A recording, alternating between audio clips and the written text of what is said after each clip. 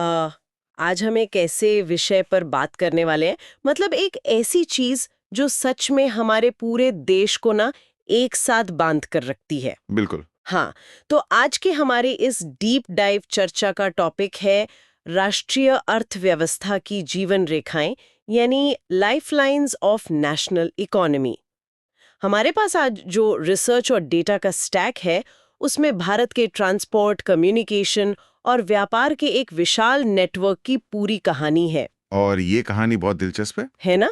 हमारा मिशन आज ये समझना है कि कैसे ये सड़कें, रेलवे ट्रैक, पानी के जहाज और इंटरनेट के केबल हमारे देश की नसों में बिल्कुल खून की तरह दौड़ते हैं। इसे बहुत ही बेसिक लेवल पर सोचकर देखिए।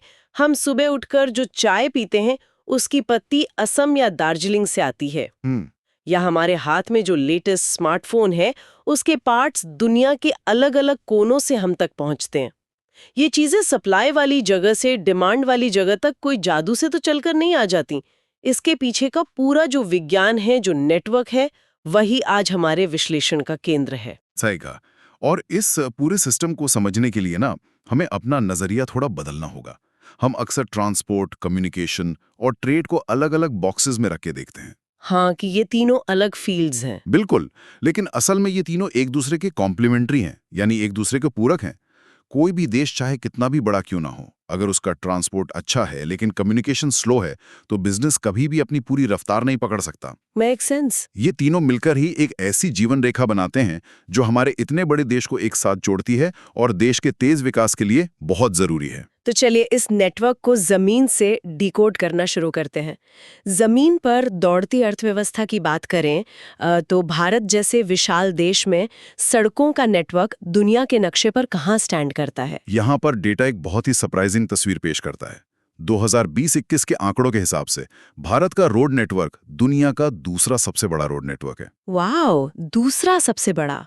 जी, हम लगभग 62.16 लाख किलोमीटर तक फैली सड़कों की बात कर रहे हैं। ये तो सच में दिमाग घुमा देने वाला नंबर है। और इसी विशाल जाल का एक बहुत महत्वपूर्ण हिस्सा है गोल्डन क्वाड्रिलेटरल या स्वर्णिम चतुर्भुज सुपर हाईवे। ये दिल्ली, कोलकाता, चेन्नई और मुंबई को आपस में जोड़ता है। अच्छा, एक सवाल जो अक्सर दिमाग में आता है वो ये है कि जब हमारे पास रेलवे जैसा इतना बड़ा सिस्टम है, तो सड़कों पर इतना जोर क्यों दिया जाता है? क्या सड़कों के कुछ खास फायदे हैं? इसके पीछे बहुत ही प्रैक्टिकल और इकोनॉमिक कारण है। मैं समझाता हूँ। पहला फैक्टर है कंस्ट्रक्शन कॉस्ट। रेलवे लाइन बिछाने में जो खर्चा आता है, उसकी तुलना में सड़क बनाना काफी सस्ता पड़ता है। जमीन समतल करना और पटरियां बिछाना महंगा तो होता ही है। बिल्कुल। दूसरा बड़ा कारण है हमारी टोपोग्राफी। हिमालय जैसे ऊबड़ खाबड़ और पहाड़ी इलाकों में जहां ढलान बहुत तेज है, वहां ट्रेन की पटरियां बिछाना लगभग नामुमकिन है। वहां सड़कें आसानी से रास्ता बना लेती हैं। और तीसरा कारण? तीसरा और सबसे बड़ा फायदा है डोर टू डोर सर्विस। अगर कारखाने से माल निकलकर सीधे दुकान तक जाना है तो ट्रेन ये काम नहीं कर सकती। ट्रेन स्टेशन तक छोड़ेगी, वहां से माल उठाने के लिए आपको फिर से ट्रकों और सड़कों की ही जरूरत पड़ेगी। सही बात है, मतलब लास्ट माइल कनेक्टिविटी तो सड़कें ही दे रही हैं।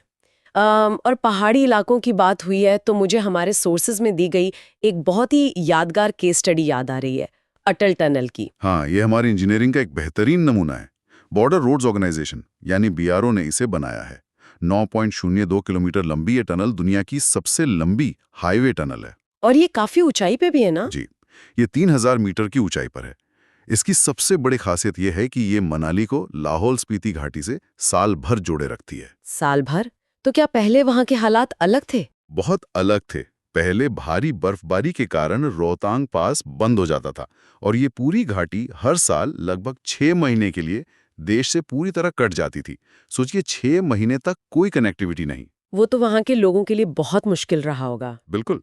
लेकिन अब इस टनल से व्यापार और मेडिकल इमरजेंसी के लिए रास्ते हमेशा खुले रहते हैं। एक इंफ्रास्ट्रक्चर कैसे जिंदगी बदल सकता है, ये उसका परफेक्ट उदाहरण है। चलिए अब भारी सामान ढोने की बात करते हैं, जहां भारतीय रेलवे की भूमिका आती है। मैं पढ़ रही थी कि 1853 में जब मुंबई से ठाणे के बीच पहली ट्रेन चली थी, तो वो सिर्फ 34 किलोमीटर का सफर था। और आज रेलवे का इतिहास 150 साल से भी ज्यादा पुराना हो चुका है। अगर हम बड़े परिदृश्य को देखें मतलब बिगर पिक्चर को, तो रेलवे सिर्फ माल या यात्रियों को ढोने का साधन नहीं है। तो और क्या है? ये इस देश के आर्थिक जीवन को बांधने वाली एक बहुत बड़ी इंटीग्रेटिंग फोर्स है। खदानों से कोयला कारखानों तक पहुंचाना हो या खेती के लिए खाद खेतों तक लानी हो, ये सब रेलवे के बिना मुमकिन ही नहीं था। जमीन के ऊपर चल रहे सिस्टम को तो हम रोज देखते हैं, लेकिन एक ऐसी चीज जो अक्सर हमारी नजरों से छिपी रहती है, वो है पाइपलाइंस। हाँ, छुपी हुई जीवन रेखाएं। मुझे सबसे ज्यादा आश्चर्य इस बात पर हुआ कि ये सिर्फ शहरों में पानी पहुंचाने के काम नहीं आती, बल्कि अब कच्चा तेल, प्राकृतिक गैस और यहाँ तक कि ठोस पदार्थों को भी ट्रांसपोर्ट कर रही हैं। बिल्कुल, ये लॉजिस्टिक्स का बहुत स्मार्ट इस्तेमाल है। ठोस पदार्थों को पाइपलाइन से भेजने के लिए उन्हें पहले स्लरी में बदलना पड़ता है। श्रोताओं के लिए थोड़ा स्पष्ट करें, ये स्लरी एग्जैक्टली होता क्या है? बहुत आसान है।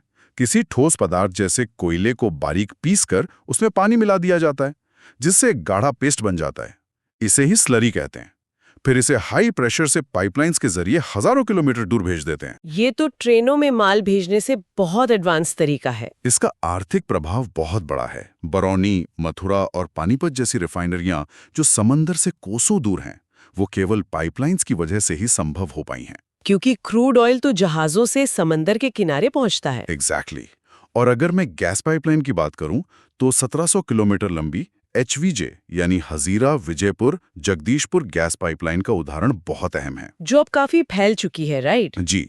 अब ये 18,500 किलोमीटर के विशाल नेटवर्क में बदल चुकी है। जमीन के नीचे की बात हो गई, अब थोड़ा सबसे सस्ते साधन की तरफ रुख करते हैं, जल मार्ग यानी वाटरवेज। भारी सामान ढोने के लिए ये सबसे ज्यादा फ्यूल एफिशिएंट साधन है, और सबसे अच्छी बात कि ये पर्यावरण के अनुकूल मतलब इको फ्रेंडली भी है। और शायद इसीलिए भारत में 111 नेशनल वाटरवेज घोषित किए गए हैं। सही कहा। और जब बात विदेशी व्यापार की आती है, तो हमारे समुद्री बंदरगाह बहुत क्रिटिकल हो जाते हैं। हाँ, मैंने सोर्सेज में एक ऐतिहासिक किस्सा पढ़ा था आजादी के बाद का। कराची पोर्ट वाला किस्सा। हाँ, वही। देश के बंटवारे के वक्त कराची पोर्ट पाकिस्तान के पास चला गया था। इससे रातों रात मुंबई पोर्ट पर विदेशी व्यापार का भारी बोझ आ गया, जिसे कम करने के लिए तुरंत नया पोर्ट बनाया गया। जी। मुंबई पोर्ट का बोझ कम करने के लिए गुजरात में दीनदयाल पोर्ट, जिसे कांडला भी कहते हैं, उसे तुरंत विकसित किया गया।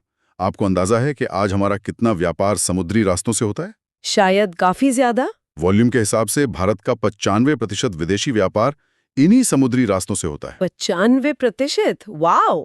अब समंदर से सीधे आसमान की ऊंचाइयों पर चलते हैं, सबसे तेज, आरामदायक लेकिन महंगे साधन एयरवेज की तरफ। मेरा सवाल यह है कि उत्तर पूर्वी राज्यों के लिए ये इतने खास क्यों हैं? देखिए, उत्तर पूर्वी राज्यों की भौगोलिक स्थिति बहुत कठिन है। वहाँ घने जंगल हैं, ऊंचे पहाड़ हैं और अक्सर बाढ़ आने वाली नदियां हैं। तो वहाँ सड़कें बनाना मुश्किल होता होगा? बहुत मुश्किल और खर्चीला। इसलिए वहाँ एयरवेज ही सबसे कारगर हैं। और इसके महंगे होने की जो बात है ना, उसे हल करने के लिए सरकार ने उड़ान स्कीम शुरू की है। उड़े देश का आम नागरिक। बिल्कुल, आम नागरिकों के लिए हवाई सफर को किफायती बनाने की एक बेहतरीन पहल है। तो अब हमने लोगों और सामान के मूवमेंट को समझ लिया, लेकिन अब बात करते हैं संचार की गति की, कम्युनिकेशन। ये एक चौंकाने वाला तथ्य है कि भारतीय डाक नेटवर्क दुनिया का सबसे बड़ा नेटवर्क है। आज इंटरनेट के जमाने में भी ये बहुत रेलेवेंट है, और ये बहुत सिस्टमैटिक तरीके से काम करता है। हाँ, जैसे फर्स्ट क्लास और सेकंड क्लास मेल का अंतर। जी। फर्स्ट क्लास मेल में कार्ड और लिफाफे आते हैं, जिन्हें एयरलिफ्ट किया जाता है, यानी हवा के जरिए तेजी से भेजा जाता है। और सेकंड क्लास मेल में किताबें या अखबार होते हैं, जो जमीन या पानी के रास्ते जाते हैं। और शहरों में तो चिट्ठियां तेजी से पहुंचाने के लिए 6 नए मेल चैनल्स भी शुरू किए गए हैं, जैसे राजधानी मेट्रो और ग्रीन चैनल। सही बात है। लेकिन अगर हम आज के डिजिटल इंडिया के नजरिए से देखें, तो टेलीकॉम नेटवर्क और मास मीडिया ने पूरी अर्थव्यवस्था की तस्वीर ही बदल दी है। सोर्सेज में एक बहुत दिलचस्प फॉर्मूला था, IT + IT = IT। हाँ, Indian talent plus information technology. जब ये दोनों मिलते हैं तो बनता है तीसरा IT, यानी इंडिया टुमारो, कल का भारत। क्या बात है! अब अगर हम इन सारे डॉट्स को कनेक्ट करें, ट्रांसपोर्ट और संचार की ये सभी साधन दुनिया के साथ हमारे जुड़ने को, मतलब इंटरनेशनल ट्रेड को, कैसे मुमकिन बनाते हैं? देखिए, किसी भी देश का व्यापार उसका इकोनॉमिक बैरोमीटर होता है, मतलब अर्थव्यवस्था की सेहत नापने का मीटर। एग्जैक्टली। और हम सिर्फ सामान का ही व्यापार नहीं करते हैं। आज भारत एक सॉफ्टवेयर जायंट के रूप में उभर चुका है। इंफॉर्मेशन टेक्नोलॉजी के निर्यात से हम भारी विदेशी मुद्रा कमा रहे हैं। और एक चीज जिससे विदेशी मुद्रा आती है वो है टूरिज्म। हालांकि हम अक्सर टूरिज्म को सिर्फ छुट्टियां मनाने से जोड़ते हैं, व्यापार से नहीं। पर ये श्रोताओं के लिए एक नया नजरिया हो सकता है। टूरिज्म सिर्फ घूमना नहीं है, ये एक बहुत बड़ा व्यापार है। सरकार की कुछ योजनाएं भी तो है इसके लिए। बिल्कुल, स्वदेश दर्शन 2.0 और प्रसाद जैसी सरकारी योजनाएं। हमारे पास आसाम के विश्वनाथ घाट का एक शानदार उदाहरण है। अच्छा, विश्वनाथ घाट के बारे में क्या खास है? इसे 2023 का बेस्ट टूरिज्म विलेज चुना गया था। इससे वहां के स्थानीय लोगों की आमदनी और रोजगार में जबरदस्त इजाफा हुआ है। और सिर्फ घूमने के अलावा मुझे लगता है मेडिकल टूरिज्म भी बहुत तेजी से बढ़ रहा है। हाँ, विदेशी लोग बेहतर और किफायती इलाज के लिए भारत आ रहे हैं, जो हमारी अर्थव्यवस्था को और मजबूत कर रहा है। तो अगर हम इस पूरी चर्चा के मुख्य टेकअवेज को समराइज करें तो ट्रांसपोर्ट, कम्युनिकेशन और ट्रेड अलग-अलग चीजें बिल्कुल नहीं है। ये एक दूसरे के पूरक हैं। सही कहा, यही हमारी अर्थव्यवस्था की असली जीवन रेखाएं हैं जो हमारे देश को चलायमान रखती हैं। श्रोताओं, अगली बार जब आप कोई ऑनलाइन पैकेज रिसीव करें या अपने फ़ोन पर विदेश में बैठे किसी व्यक्ति से बात करें, तो इस पूरे विशाल और जटिल नेटवर्क की कल्पना ज़रूर करें, जिसके हम सब एक अहम हिस्सा हैं। और आज की इस चर्चा को खत्म करने से पहले मैं एक बहुत ही गहरे और सोचने पर मजबूर करने वाले सवाल के साथ आप सबको छोड़ना चाहूंगा। कैसा सवाल? देखिए, आज डिजिटल कम्युनिकेशन हमें इतना करीब ला रहा है कि हमारी बहुत सी भौतिक यात्राओं की यानी फिजिकल मूवमेंट की जरूरत ही खत्म हो रही है।